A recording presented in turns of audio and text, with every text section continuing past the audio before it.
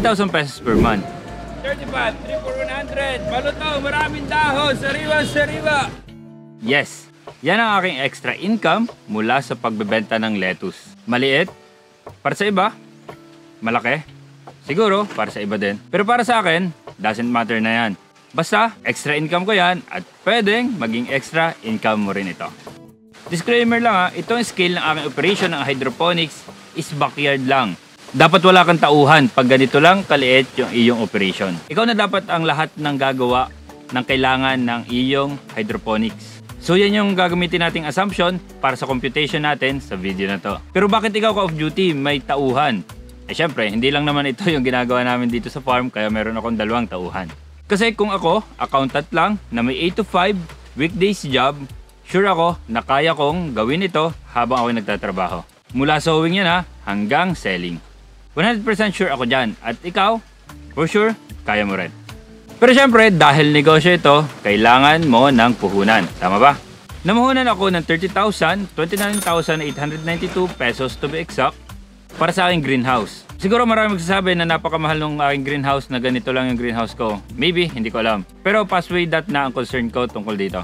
Then sa hydroponics system mismo, itong mismong mga PVC na to at yung mismong para mag-circulate at ma-deliver sa ating mga lettuce, yung ating nutrient solution, gumastos ako ng 23,588 pesos sa materials.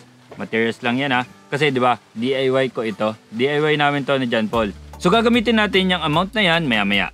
Meron akong 232 heads capacity na system. So, kung punong-puno to, 232 heads ang kasya dito. Pero to simplify, yung aking cycle, 44 na lettuce ang tinatanim ko weekly. At syempre, 44 na lettuce weekly din yung aking nabebenta. So, sa halagang 35 pesos bawat isa, meron akong 1,540 pesos na weekly income dito sa hydroponics. So, average ng 4 weeks sa isang buwan, di ba? Kaya naman, meron akong 6,160 pesos na monthly sales. Assuming na walang masisira, walang mamamatay mula sowing sa aking system na to, di ba? Pero, syempre, bago ko ma-produce yung sales na yan, kailangan ko ulit gumastos. Una, kokopit. Yung 100 pesos na isang sako, nagkakasya na siya sa isang buwan. Styro cups, piso isa niyan. So, ibig sabihin, 176 pesos for that sa isang buwan. Sa seeds, pumapatak ng 2 pesos and 10 cents ang bawat isa. Already na coated ang ginagamit ko dito. Kaya medyo pricey siya. Pero may mas mura naman. Para sa akin, 370 pesos ang gastos ko sa seeds kada buwan. Nutrient solution, bumibili ako 600 pesos per month. Hindi ko na makompute exactly pero yung binibili ko na tig 1 liter na solution A at B, tumatagal siya sa akin ng 1 month. Pero makakatipid ka rin dito if kaya mo mag-DIY na solution. Hindi ko pa kasi natatry ito.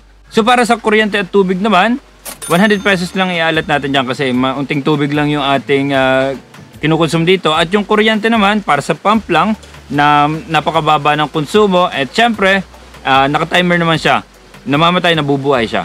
At syempre, to account yung investment ko, kailangan ng depreciation expense. So para sa greenhouse, 24 months ko lang tutingin na magagamit dahil kawayan lang. Kaya ang depreciation expense dito, 1,245 and 50 cents. Well, itong mismong system, medyo matibay naman ang gawa natin dito, kaya tingin ko magagamit ito up to 36 months. Kaya ang depreciation expense dito ay 655 and 22 cents.